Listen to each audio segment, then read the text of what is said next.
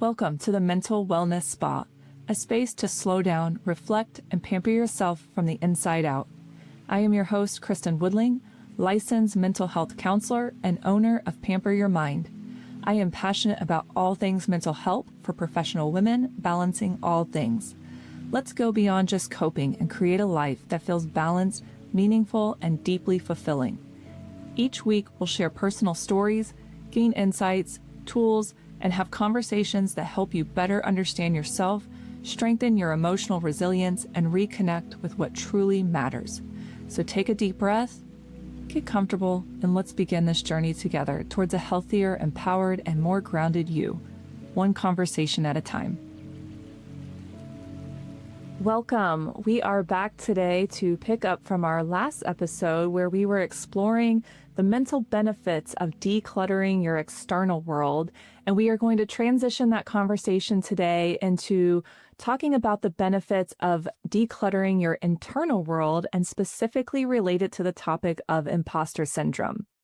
Now, you probably, like many others, kind of associate imposter syndrome with maybe taking on that new job, the promotion, maybe starting a new business. But today I want to show you how imposter syndrome might be showing up in other areas of your life that you might not be aware of or have thought about. So I'm really excited to get into the nitty-gritty of that today. I want to start us out today with a story of a time where imposter syndrome showed up in my life when my professional and personal worlds began to collide. In November of 2016, I was given an incredible opportunity thanks to Tina Lang and Tim Walters, who came together many moons ago to give me the chance to write for Florida Today's health column, which is our local newspaper. And I still write for them to this day every month, and I absolutely love it. But back in 2016, when my very first article was about to be published and go out to our entire community, I wanted to crawl into a hole. Here's what you need to understand about me. In my personal life, I love making people laugh. I joke around a lot. I'm a bit of a smart aleck, probably a big smart aleck, and I don't take life too seriously unless I have to. My friends and family are the same way, and we have so much fun together. So the thought of these people in my personal life, my friends and my family, reading this serious professional voice of mine, I was completely embarrassed. I wasn't even sure if they would believe it was me. Would they judge me? Would they think I was acting like some kind of know-it-all? Am I a phony? All of these fear-driven thoughts were taking over, and I was absolutely dreading this publication date. Now, that particular article was about helping someone grieve the loss of a loved one during the holidays. Looking back, I am so grateful I didn't let my fears hold me back, because I know that there was someone, and probably several someones, who needed to hear that message. So the article got published, and an article got published every month after that. And something interesting started to happen. Not only were people coming to me and telling me that they were proud of me, but that they appreciated learning about a different side of me that they weren't fully aware of. It actually opened up a lot of really wonderful conversations that would have never happened otherwise. I even remember taking my dog to the vet, and at the time, my veterinarian is this highly intelligent man. He's about my father's age, and he mentioned to me that he had been following my monthly columns. And again, I just cringed. This guy probably thinks I know nothing compared to his wisdom. But that's not what happened. He started sharing with me how it was opening up really good conversations in his home with he and his wife and his adult children. I was bringing conversations up that otherwise wouldn't have happened. I even had a friend's parent come to me and jokingly ask if I was writing about them, which I took as a nice way of saying they could relate. So I started getting settled into my new professional voice going public. Since that first article, I've written blogs, I've created educational videos, online courses, presented workshops, and guess what? Last episode, when I went to go launch the first episode of the Mental Wellness Spa, I still felt it. Is this good enough? Should I have said that differently? Is this the right format? Will people think this is cheesy? I follow Amy Porterfield, and I've recently been studying Mel Robbins, and I love Brene Brown. I heard all of them in my head saying, launch the podcast, write the book, face the vulnerability. And whenever I hesitate now, I go back and reflect on that first newspaper column. I remember that if it helps someone, that's what matters. So last week, I posted the podcast. But here's what I've come to understand after working with hundreds of patients over the years. This feeling I experience, this am I good enough? Am I a fraud? It's a common challenge I see rear its ugly head often for both men and women. And I want to dive into it today because I want to help you be sure not to let this false belief about yourself hold you back from sharing your gifts with the world, both personally and professionally. Before we go any further, you might be wondering what's the difference between insecurity and imposter syndrome? Kind of think of these things on a scale of 1 to 10. 1 is being 100% confident, 5 is insecure, and 10 is imposter syndrome. No one is always 100% confident. Insecurity is normal. We all have moments where we feel uncertain, question our choices, or worry about how we are perceived.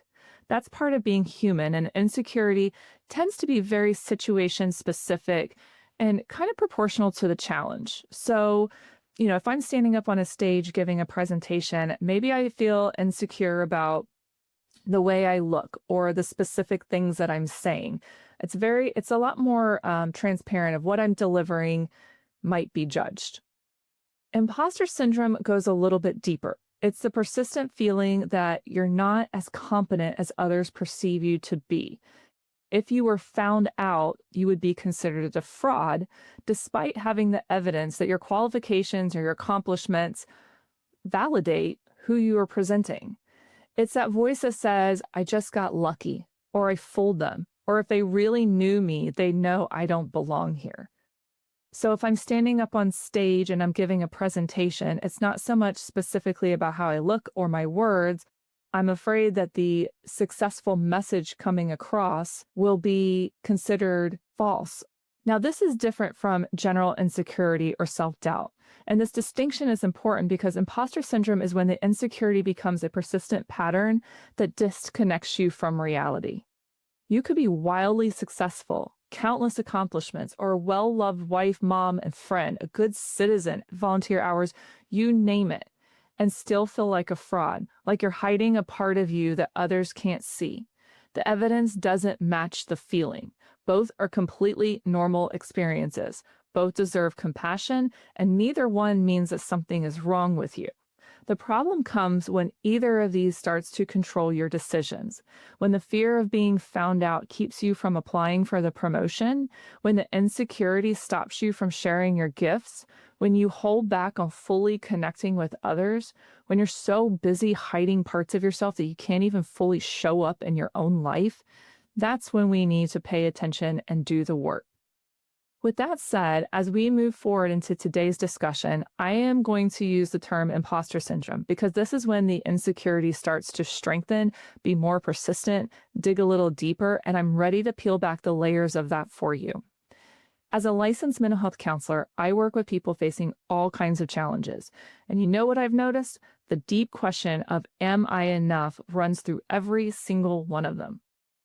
The daughter of a narcissistic parent finally starts setting boundaries, but immediately wonders, who am I to think I deserve better? Maybe I'm being too sensitive.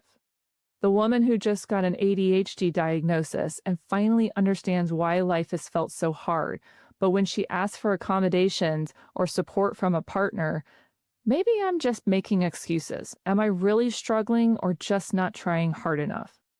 It's the mother who's exhausted and needs help, but feels guilty for not being able to do it all. Other moms seem to handle this. What's wrong with me? Am I failing my kids? The woman facing a serious illness who starts thinking about what really matters in her life. I haven't accomplished enough. Do you see the pattern? Different situations, same core question. Am I allowed to take up space? Do my needs matter? Can I trust myself? In my work, I have come to see that imposter syndrome is really a symptom of a disrupted relationship with yourself. I'm going to say that one more time. Imposter syndrome is really a symptom of a disrupted relationship with yourself. Something taught you to be critical of yourself instead of compassionate, to doubt yourself instead of trust yourself, to believe you needed to prove your worth instead of knowing your inherent value. Maybe it was a parent who made your feelings feel wrong or insignificant. Maybe it was years of just struggling without knowledge or understanding why. Maybe it was a culture that told you your worth depends on perfection. Maybe it was motherhood in a society that expects you to do it all with a smile and no help. And now, every time you try to step forward, whether that's applying for the promotion, asking for help, setting a boundary, or simply believing in yourself, that old programming kicks in. Who do you think you are? The purpose is not to place blame, but to understand. When we can understand why we do what we do, we can have compassion for ourselves and begin to make those desired changes. Now, I want to talk about something that's really important to understand, particularly because my mental health business is primarily focused on women's mental health. I always want to emphasize the importance of men's mental health as well, even if it presents itself in different ways. I find this incredibly crucial for both men and women to understand and respect so that we can support each other with our different experiences. Both men and women experience insecurities. Both struggle with self-doubt. But here's what's different: the way we're taught to handle it in our culture. I'm going to speak very stereotypically for a minute, so please understand I recognize we are not cookie cutter and we don't all neatly fit into a box based on our own genetic makeup or experiences.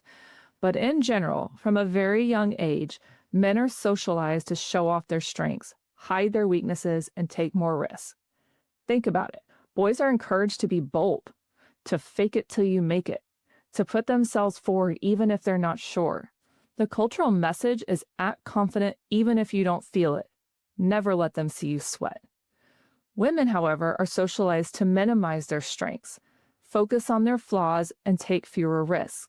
They are taught, whether it be directly or indirectly, to be modest, to not be too much, to make sure everyone else is comfortable before we speak up.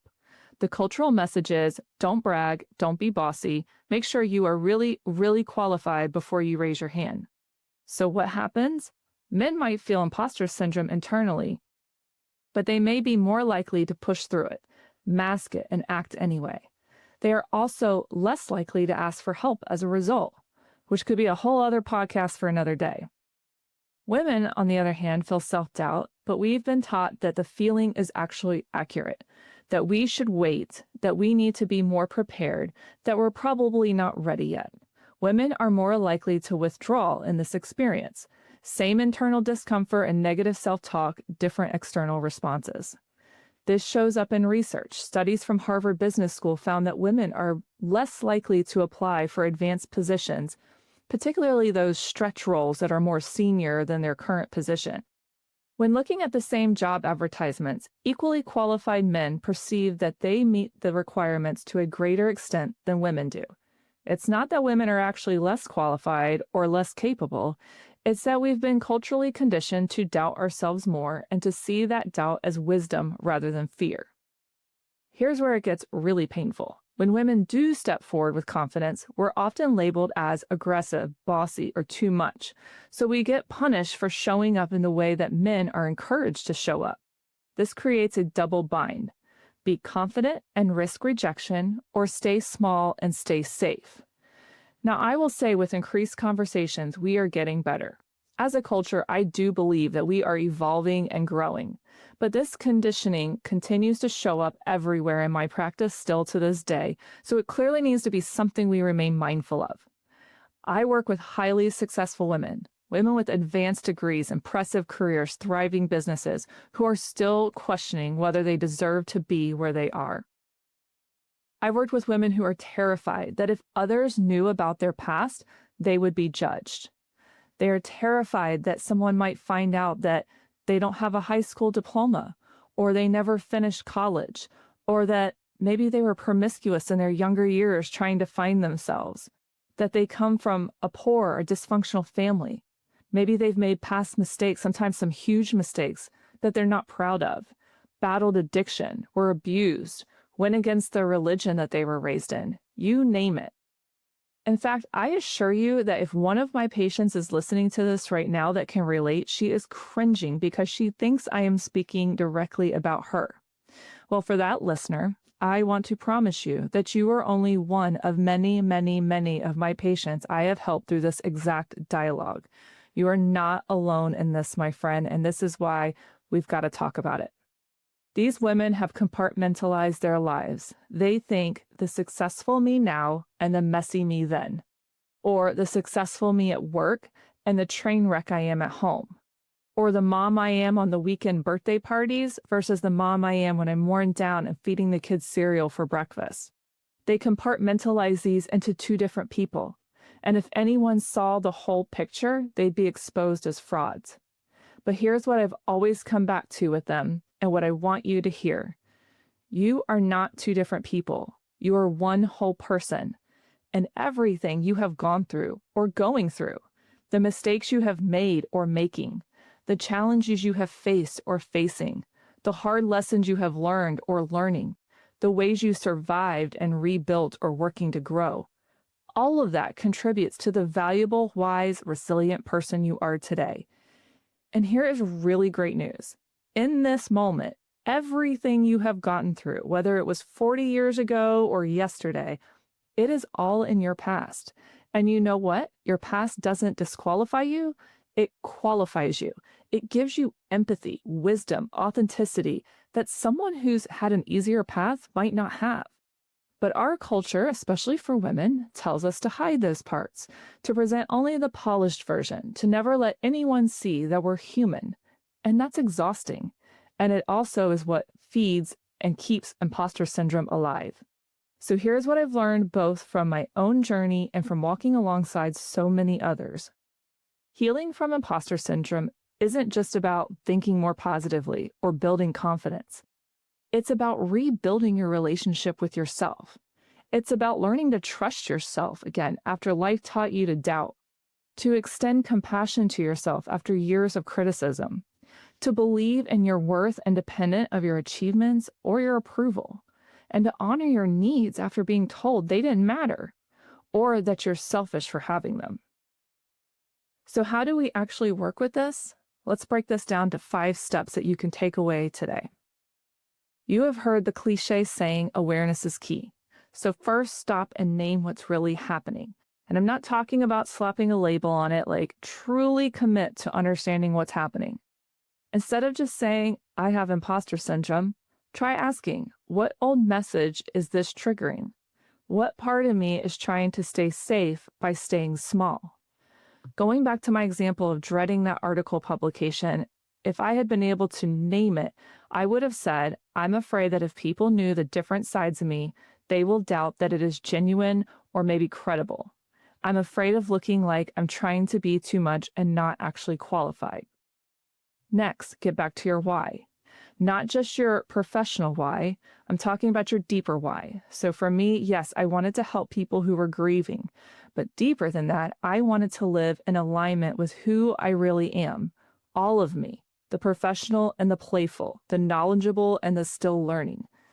What's your deeper why? Maybe it's to model for your children what it looks like to honor yourself. Maybe it's to prove to yourself that you can trust your own voice. Maybe it's to stop abandoning yourself to make others feel comfortable. Number 3, practice self-compassion as a skill. This is not just about being nice to yourself. Self-compassion is about recognizing your shared humanity, acknowledging your pain without judgment, and treating yourself with the same kindness you would offer a good friend. Also, it's about leaving room for error. It's okay to take risk and it's okay to mess up, and you are capable of correcting if that should happen. When that imposter syndrome voice shows up, instead of fighting it or trying to prove it wrong, try this. Of course I feel this way. I have been taught to doubt myself. This makes sense given my history, and I'm learning something new. Number 4, take aligned action anyway. Here's the thing. You don't have to feel confident to take action. You don't have to have unwavering self-belief. You just have to care more about your purpose than your fear. You have to choose yourself even when it's uncomfortable. I published that article even though I wanted to crawl into a hole.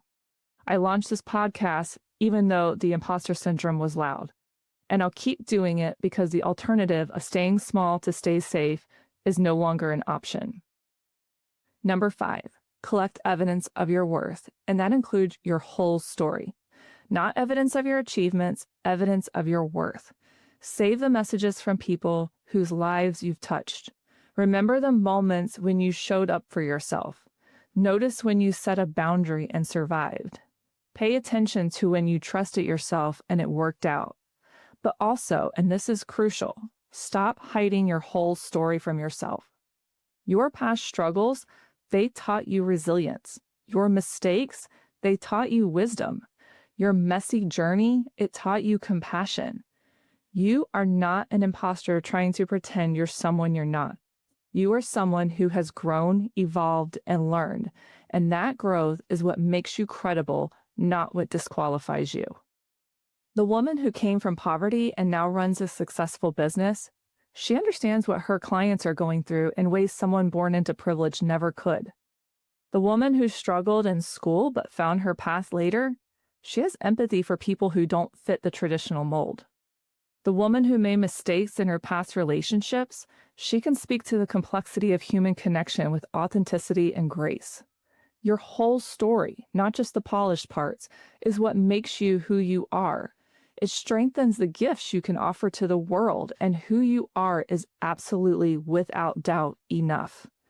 The truth I want you to hear is you are not an imposter. You are someone who has been taught to doubt yourself, and you're learning to trust yourself again. You are someone who has been criticized, and you're learning to be compassionate with yourself.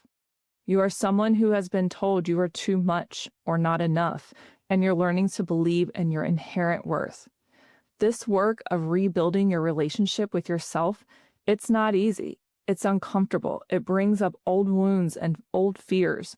But it is the most important work you'll ever do. Because when you heal your relationship with yourself, everything else becomes possible. You can set boundaries without drowning in guilt. You can ask for what you need without shame. You can show up fully without fear of rejection. You can pursue your dreams without waiting for permission. You can be imperfect as a parent and still be a good parent. You can live authentically without apologizing for taking up space. That's what's on the other side of imposter syndrome. Not perfection, not fearlessness, but freedom. The freedom to be all of who you are. With that said, I have a challenge for you this week. This week, I want you to do two things. First, identify one area where imposter syndrome is showing up. Is it when you try to set a boundary, making you question if you deserve to have those needs? Is it when you ask for help and accommodations, making you wonder if you're just making excuses? Is it when you pursue something professionally, making you question if you deserve success or visibility? Is it when you're parenting, making you feel like everyone else has it figured out except for you? Once you have this area identified, reflect. What's the deeper question here? What am I really afraid of? What old message is this voice trying to protect me from? Now consider, what would it look like to choose myself anyway? Consider taking one small action step that honors yourself anyway. Set the boundary, ask for the accommodation, share your work, have the conversation, whatever it is, do it scared. And as you do it, practice saying to yourself, I am worthy of taking up space. My needs matter, I can trust myself, I am enough. Not because you've proven it, not because you've earned it, but because it's true. I'm grateful for the first newspaper article in 2016, not because it was perfect, because it was not. Not because everyone loved it, I'm sure they didn't, but because it taught me something crucial. The discomfort of being fully seen is temporary, but the regret of hiding ourselves lasts forever.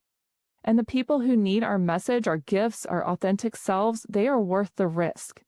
Your imposter syndrome is not a character flaw, it's a signal that you have been taught to be small and you're ready to expand. Listen to it. Understand where it comes from, and then choose to be yourself anyway. Because you are not an imposter. You're someone who deserves to be seen, heard, and valued exactly as you are. Thank you so much for joining me today on the Mental Wellness Spa. I hope this conversation gave you something meaningful to reflect on and tools to support your own journey towards balance and clarity. If you enjoyed this episode, be sure to follow or subscribe so you never miss what's coming next. And if you're ready to go deeper, visit me at pamperyourmind.com for more resources, events, and ways we can work together. Until next time, remember, practice self-compassion and be sure to make time for you.